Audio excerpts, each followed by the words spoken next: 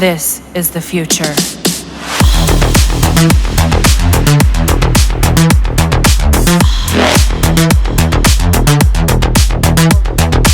Evolution.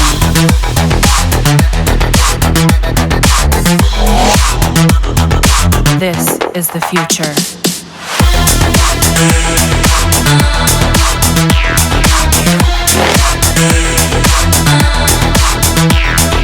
Evolution.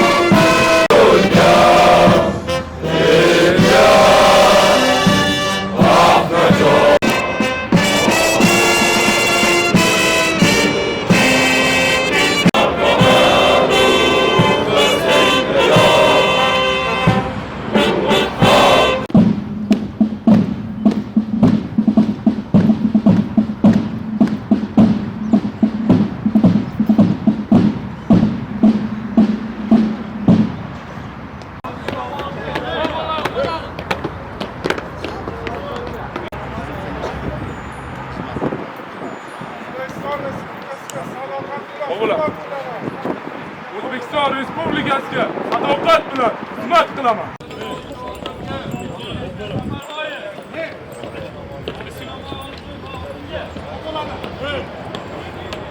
O'zbekiston Respublikasiga sadoqat bilan xizmat qilaman. Sadoqat bilan xizmat qilaman. Dastga Sharif tafsilotlariga yetib keldi. O'zbekiston Respublikasiga sadoqat bilan xizmat qilaman.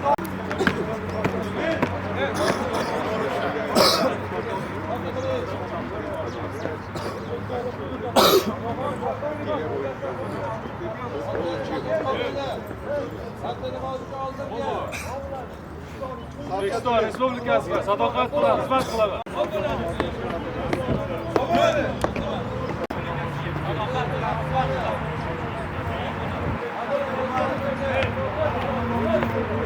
O'zbekiston Respublikasiga sadoqat bilan xizmat qilaman.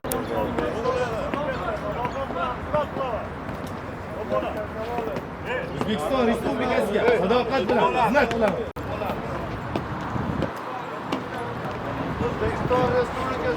O'zbekiston Respublikasiga sadoqat bilan xizmat qilaman.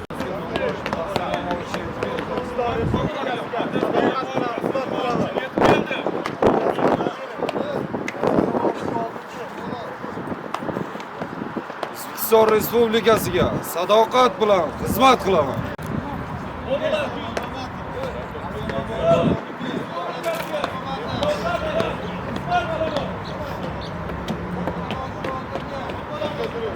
O'zbekiston Respublikasi sadoqat bilan xizmat qilaman. O'zbekiston Respublikasiga sadoqat bilan xizmat qilaman.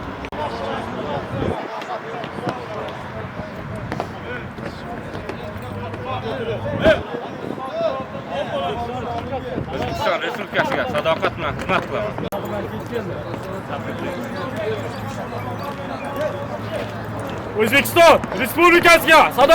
xizmat qilaman.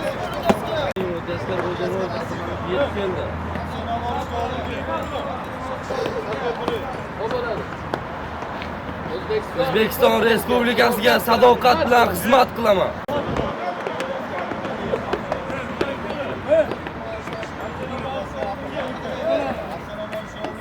O'zbekiston Respublikasiga sadoqat bilan xizmat qilaman.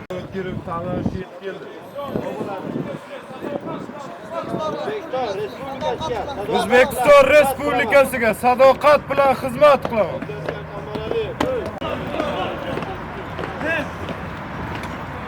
O'zbekiston Respublikasiga sadoqat bilan xizmat qilaman.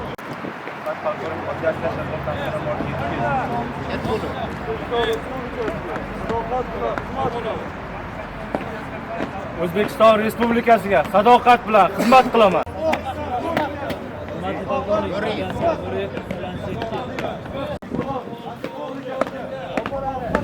O'zbekiston Respublikasiga sadoqat bilan xizmat qilaman.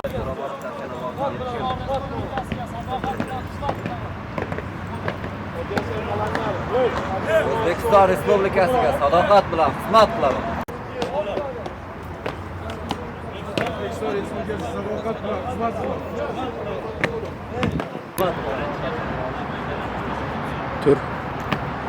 Taqdirlanish yetib keldi.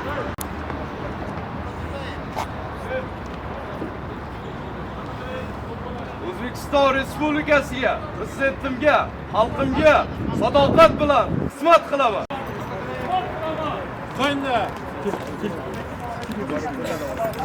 Tabriklayman, muvaffaqiyatlar tilayman.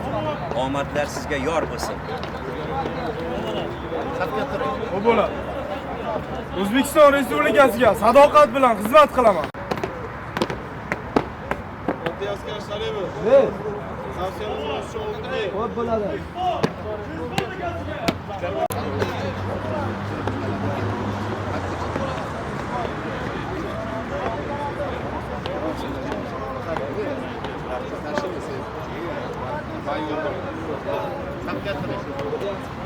O'zbekiston Respublikasiga sadoqat bilan xizmat qilaman.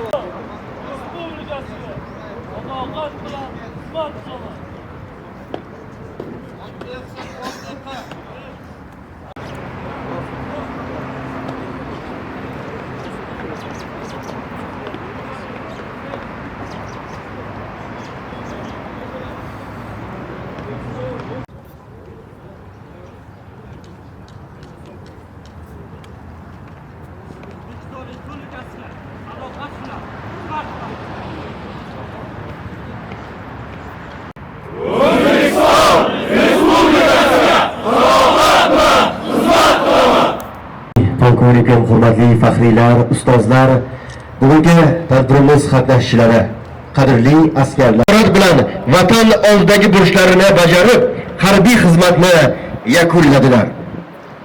Shu bilan birgalikda o'zlari to'plagan balga nisbatan belgilangan miqdorda qo'shimcha ball shaklidagi imtiyoznomani qo'lga kiritishdi. So'z O'zbekiston Respublikasi Mudofaa vazirligi Qurollanish bosh boshqarmasi boshlig'i polkovnik Nosirov Dilshod Mo'minovichga. Assalomu alaykum, hurmatli askarlar, serjantlar, ofitserlar, hurmatli ustozlar, bizning faxriylarimiz, Hurmatli prezidentimiz, Qurolli Kuchlarimiz oliy bosh qo'mondoni tomonidan juda katta islohotlar olib borilyapti. Imkoniyat yaratadi. Shu fursatdan foydalanib, barcha mudofaat qo'shinlari shaxsiy tarkibi nomidan o'ylab, niyat qilib qo'ygan orzularingizga yetishga ulkan zafarlar tilayman. Azizlar, darhaqiqat bugun yurtimiz tinch, xalqimiz farovon, mamlakatimiz obod, yurtimiz taraqqiyot yo'lida. Barcha sohalarda olib borilayotgan dono siyosatlari, tinimsiz mehnatlari, sa'yi harakatlari bilan xalqimiz tinch, osoyishta hayot kechiryapmiz. Intellektual salohiyatga ega bo'lishlik, bilim olishlik va ana shunday zamonaviy texnikalarni, harbiy texnikalarni boshqarish orqaligina mamlakatimiz harbiy qudratini yanada mustahkam qiladi. U ham bo'lsa, avvalo siz shu yurtning aziz farzandi sifatida yigitli burchingiz, qolaversa konstitutsiyaviy burchingizni ado etib, So'z O'zbekiston Respublikasi Mudofaa vazirining maslahatchisi, Faxriylar kengashi raisi Navruzov Abubakir Davlatovichga. Bugun sizlar xalqimiz, vatanimiz, prezidentimiz tomonidan berilgan ishonch sifatida imtiyozli sertifikatlarni qabul qilib oldingizlar. Oliy ta'lim muassasalarida o'qishlaringizda katta muvaffaqiyatlarga erishishingizni kutyapmiz. Sizlar vatanimizning eng ishongan yigitlarisiz. Siz vatan himoyachisi bo'lgan yigitlarisiz.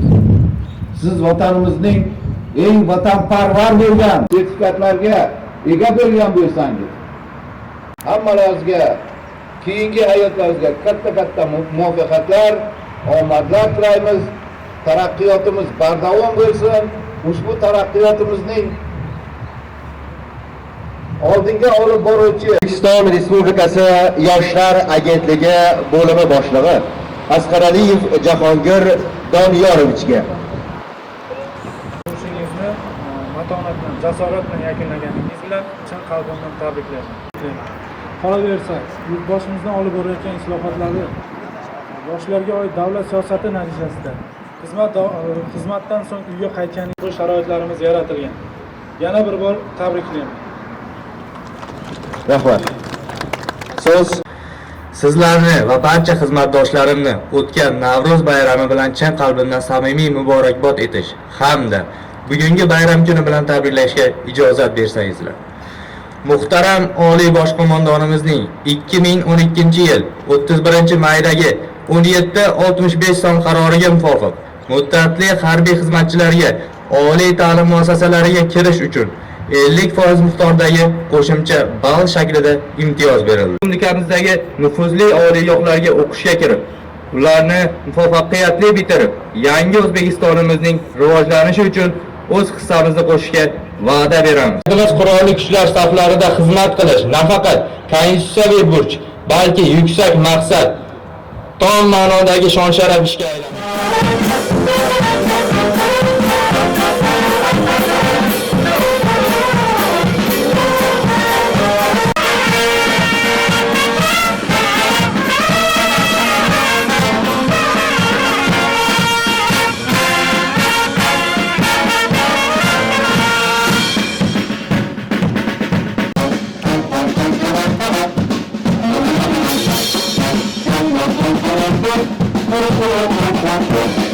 Thank you.